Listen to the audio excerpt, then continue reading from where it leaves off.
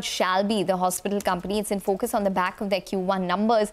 Margins were weak. Occupancies also saw a bit of a dip. To discuss this and more, we have Shanay Shah, who's the president of Shalby, joining in now. Shanay, hi. Thanks very much for taking the time out. I'm going to talk about your margins to start with. 16% is where they've come in at. That's been a bit of a disappointment to the street. And most of the analysts are of the opinion that your latest acquisition in Gurugram is actually probably one of the reasons why there is this pressure which is coming in on the margins, the Sanar acquisition. Can you give us a sense in terms of what the performance of Sanar was this quarter for you, and is that the reason for the pressure? Hi, good morning, Ekta, and thank you for having me on your show. In fact, the growth has been quite significant. If you look at, the revenue growth for the quarter, we have grown at 20% on a year-on-year basis. And on the EBITDA front also, we have grown at about 15%. You're right, the PAT margins have been under pressure, and that is, a significant part of it is because of the Sanar acquisition. However, having said that, it was anticipated because the hospital is relatively new. It did a revenue of around 24 crores in this quarter. Although it was a bit new, the depreciation and the finance costs for that unit, kind of put some pressure on the profit before tax margins for this quarter. So it's loss making. Did it make any money on the EBITDA line, and on the bottom line, what was it? Yes, so the Sanar acquisition made EBITDA break even, and at the profit before tax level, those margins were under pressure because of the depreciation and the finance costs. Got it. So when do you expect it to break even on the bottom line and be EPS contributive? Right. So, this unit is a typically new unit, and, of course, it has done really well over the last 1.5 years since it has been operational. So, in fact, the current run rate at which it is going, we'll be looking at doing anywhere between 120 to 150 crores. So, in this financial year, and we know that it will be EBITDA positive for this year. However, I think in the next financial year, we will see it to be accretive to the EPS as well. All right. And, the other reason why your profit margins were also impacted was because of the higher effective tax rate. It went as high on a reported basis as over 50%. Can you explain this anomaly, and is this likely to continue in this year? So if you look at the margins, I mean, if you look at the numbers, we stopped taking the deferred tax asset, for implant business in this year. So because of that, there has been an impact. But if you normalize that, then if you compare year on year, the PAT margins and the PAT number, the absolute number was actually flat. Effective tax rate for this year, what should analysts typically factor in? So if the implant business continues to kind of grow the way it is growing, we will see it anywhere between 33 and 40%. However, the effective tax rate is much lower because we are actually paying MAT, the minimum alternate tax, which is about 18%. We will be out of MAT after the first half of this financial year. In the latter half, we'll start paying we'll be in the normal tax regime, which is 22% plus the other surcharges. Okay. Well, you mentioned implants, so I'm going to ask you about that, Shanay. The implant business still making an EBITDA loss. When do you expect it to break even on the EBITDA as well as on the profitability front?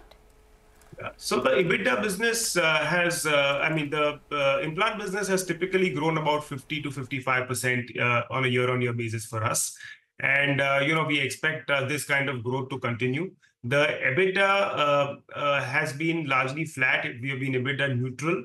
But again, because of the depreciation and the finance costs, we have seen it affecting the PBT margins. However, by end of the year, by end of this fiscal year, which is Q4 of this year, we believe that, we will be in a much better shape than where we are at the moment. When you say much better shape, what do you mean by that? So I'm saying basically we will be seeing that, we will be positive EBITDA margin anywhere between 8 to 10%. So that's what we are projecting for the end of the year. And what is the revenue target for this year? I mean, is 130 to 150 crores possible for the implant business? Yes, that is the target. About 130 to 140 crores is the target for this financial. Okay, 130 to 140 crores with 8 to 10% sort of EBITDA margins as well. But apart from, the acquisition and the implant business, etc., what is your general target for this year when it comes to occupancy, the increase in number of beds that you have, and average revenue per occupied bed? Well, the average revenue per occupied bed, has grown for us for two reasons. One is that the arthroplasty business as a proportion of the total business has grown. So, that is high ARPOB for us. And secondly, with the Delhi acquisition, the Delhi ARPOBs are higher. So that has actually pushed our ARPOB from from what we were last year at 38,000 to about 43,500. And we expect it to continue at these levels. In fact, grow from here because the Delhi unit will continue to add a higher revenue as a proportion to the total hospital business. In terms of the inpatient count and the outpatient count, again, if you look at the year-on-year numbers, we have grown about 15% on a year-on-year basis. So again, we expect that kind of momentum to continue for us, going forward. So when you talk about the ARPOB, what is the kind of incremental increase that you're expecting, Shanay? Because after a point, it's difficult to pass through those kind of ARPOBs to the customer or to the patient as well. So do you expect it to eventually plateau somewhere? And, if you are expecting an incremental growth, how much is it? And where do you probably expect it to stabilize?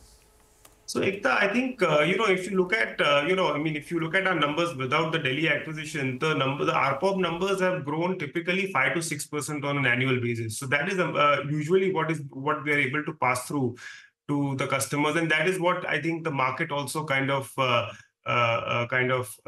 prices in, when they are kind of making, their analysis. So basically, that's what we see. But Delhi, again, because of the virtue of, the market, the ARPOBs are typically higher.